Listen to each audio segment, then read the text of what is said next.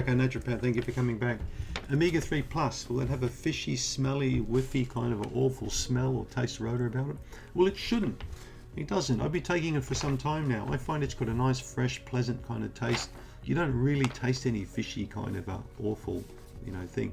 If you bite into a capsule, or if you eat a fish oil capsule, you don't need to bite it. Just swallow it whole. It'll get in down there. But if you feel sick or queasy or burpy or bloaty or hungover or whatever, make sure you take the fish oil with food, okay? Preferably in the middle of the meal. Now, this is where you need to experiment. You can take it at the beginning, in the middle, or at the end. I find taking supplements in the middle of the meal to be the best for me. Some people prefer to take it at the beginning, some right at the end.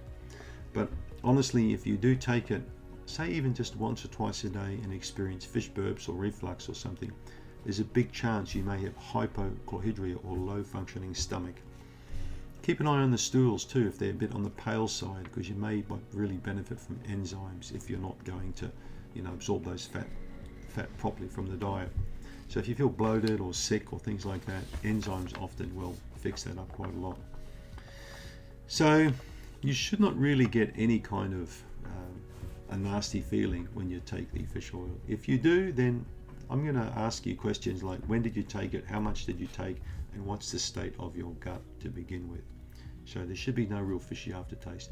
Try and experiment and keep the fish oil capsules cool. Some people store them in the refrigerator, some in the freezer even before they take them. Others at room temperature like me. But all those things can slightly modify your experience of the product. Thanks for tuning in.